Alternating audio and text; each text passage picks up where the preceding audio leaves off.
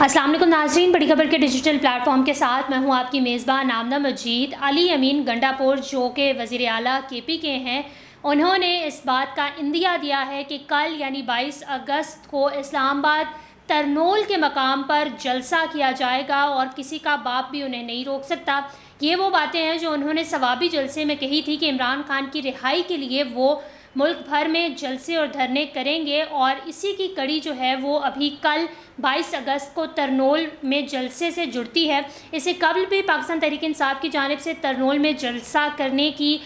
کوششیں کی گئی تھی، بھرپور تیاریاں کی گئی تھی، لیکن ان کو اسلام آباد ہائی کورٹ کی جانب سے اجازت ملنے کے باوجود جلسہ نہ ان کا ہوا تھا وہاں پر، اور ایک دفعہ 144 نافذ کر دی گئی تھی اسلام آباد میں، جس کے بعد جو ہے وہ یہ جلسہ مؤخر کر دیا گیا تھا۔ لیکن اب علی امین گنڈا پور نے یہ کہا ہے اور واضح کیا ہے کہ کل 22 اگست کو ترنول کے مقام پر جلسہ ہوگا، اور اگر کسی نے رکاوٹیں پیدا کرنے کی کوشش کی تو وہ سخت سے سخت مزاحمت کریں گے۔ انہوں نے کہا ہے کہ جو ہائی کورٹ ہے، عدلیہ ہے، عدالت کی جانب سے انہیں اس چیز کی اجازت ملی ہے تو کوئی بھی انہیں نہیں روک سکتا، لہٰذا کل جو ہے وہ 22 اگست کو وہ ترنول کے مقام پر جلسہ کریں گے، اور اگر رکاوٹیں پیدا کی گئی تو وہ مزاحمت بھی ضرور کریں گے۔ وزیر اعلیٰ ہاؤس پشاور میں انہوں نے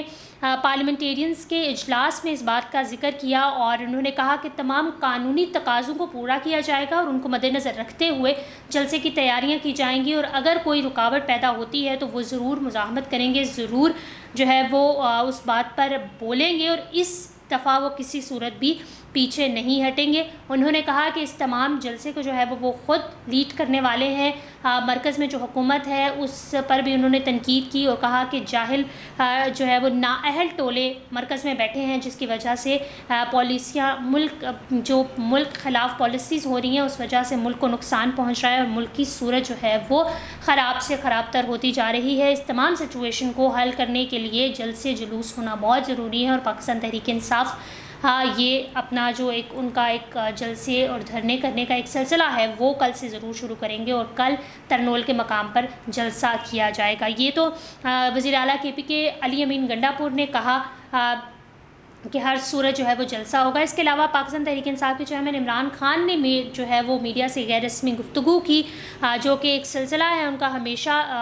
اڈیالہ جیل میں صحافیوں سے وہ ایک غیر رسمی گفتگو کرتے ہیں جس میں متعدد چیزیں جو ہیں وہ ایسی ہوتی ہیں جو خبروں کی زینت بن جاتی ہیں، اور اس دفعہ بھی انہوں نے جو ہے وہ کچھ اسی طرح کی باتیں کی۔ انہوں نے جنرل فیض حمید کے حوالے سے کہا کہ جنرل فیض حمید کے ساتھ ان کا کوئی رابطہ نہیں ہے، اور ان کا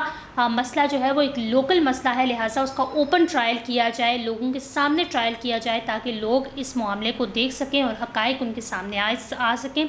انہوں نے کہا کہ اگر بند کمروں میں فیصلے ہوتے ہیں تو ان کے ساتھ وہی ہوگا جو ہم سب جانتے ہیں، اس کا کوئی جو ہے وہ نتیجہ نہیں آنے والا۔ عمران خان نے اس بات کا ذکر کیا کہ ان کے خلاف جتنے بھی کیسز بنائے گئے وہ سب کلیپس ہو چکے ہیں اور اس کا کوئی فائدہ نہیں ہوا۔ جنرل فیض حمید سے ریٹائرمنٹ کے بعد ان کا کوئی رابطہ نہیں ہے اور کوئی تعلق نہیں ہے۔ انہوں نے کہا کہ جنرل فیض حمید جب ریٹائر ہو گئے تھے تو وہ ان سے انہیں فائدہ بھی کوئی نہیں پہنچنا تھا، تو ان کے ساتھ تو ان کا کوئی تعلق ہی نہیں تھا۔ انہوں نے کہا کہ جب آدمی ریٹائر ہو جاتا ہے تو وہ فارغ ہو جاتا ہے، اور 9 مئی کی سازش میری گرفتاری سے شروع ہوئی، تو پتہ کریں کہ میری گرفتاری کس نے کی۔ تو اس پر صحافی نے ان سے سوال کیا کہ آپ کو کیا لگتا ہے کہ آپ کی گرفتاری کا آرڈر کس نے دیا؟ تو انہوں نے اس چیز کا ذکر کیا کہ جو رینجرز کو کنٹرول کرتے ہیں انہوں نے ہی گرفتاری کا حکم دیا۔ رینجرز کو کون کنٹرول کرتا ہے، یہ صحافی نے سوال کیا، جس پر انہوں نے کہا کہ بادشاہ سپر کنگ رینجرز کو کنٹرول کرتے ہیں۔ اور اس کے ساتھ ساتھ انہوں نے کہا کہ جنرل فیض حمید کا ریٹائرمنٹ کے بعد انہیں تو کوئی خاص فائدہ ہونے والا نہیں تھا، اور نہ ہی جو ہے وہ جنرل فیض حمید کے ساتھ ان کے کوئی روابط ہیں۔ اگر انہوں نے ان کے ٹرائل کرنے ہی ہیں تو اوپن ٹرائل کریں تاکہ سب کے سامنے حقائق آئیں، اور اسی طرح جو ہے وہ یہ تمام صورتحال ٹھیک ہو سکتی ہے۔ انہوں نے وفاقی حکومت سے یا فوج سے جنرل فیض حمید کے ٹرائل کا مطالبہ کرنا یہ چاہا۔ صحافی نے سوال کیا کہ آپ بیسکلی کرنا کس سے چاہتے ہیں، حکومت سے کرنا چاہتے ہیں یا فوج سے کرنا چاہتے ہیں، تو انہوں نے آرمی چیف کا نام لیا کہ وہ ان سے مطالبہ کرتے ہیں کہ جنرل فیض حمید کا اوپن ٹرائل کیا جائے. اگر بند کمروں میں ٹرائل ہوں گے تو اس سے جو ہے وہ نقصان ہی ہوگا اور اس کا کوئی فائدہ تو ہونے والا نہیں ہے. اور ساتھ ہی ساتھ انہوں نے اس چیز کا بھی ذکر کیا کہ انہیں ملٹری کورٹس میں مت لے کے جایا جائے کیونکہ وہ ایک سول سابق وزیر اعظم رہے ہیں. تو اگر وہ ملٹری کورٹس میں جاتے ہیں, ان کا جو کیسز ہیں ملٹری کورٹ میں جاتی ہیں, تو وہ کہیں نہ کہیں ملک کے امیج کے لیے خراب ہوں گے اور اس طرح پاکستان کا امیج جو ہے وہ دنیا کے سامنے خراب ہو جائے گا. انہوں نے اس بات کا ذکر کیا کہ جنرل فیض ریٹائرمنٹ کے بعد ہیرو سے زیرو بن چکے تھے, لہٰذا ان کے ساتھ ان کے کوئی روابط نہیں تھے اور نہ ہی ان سے کوئی انہیں فائدہ پہنچنے والا تھا.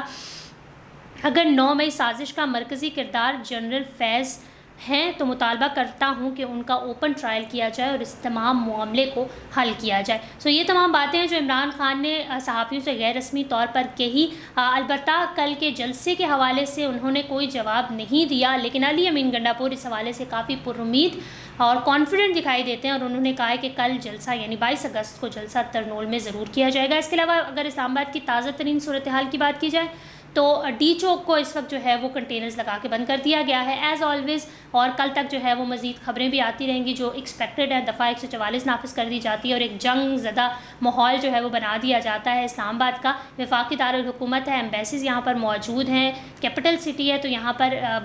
کیا کہیں گے کیپٹل کام ہوتے ہیں. لیکن جس طرح جماعت اسلامی کا دھرنا ہوا تھا تو ان کو جو ہے وہ لیاقت باغ راولپنڈی کے مقام پر اجازت دی گئی تھی, وہاں پر وہ بیٹھے تھے. لیکن پاکستان تحریک انصاف کو کیا لیاقت باغ میں جگہ دی جا سکتی ہے یا اس کے آس پاس؟ ڈی چوک تو انہوں نے مکمل طور پر بند کر دیا. علی امین گنڈا پور وزیر اعلیٰ KP کے ان کے جو خیالات ہیں اور ان کے جو ارادے ہیں وہ تو کافی کانفیڈنٹ دکھائی دیتے ہیں, لیکن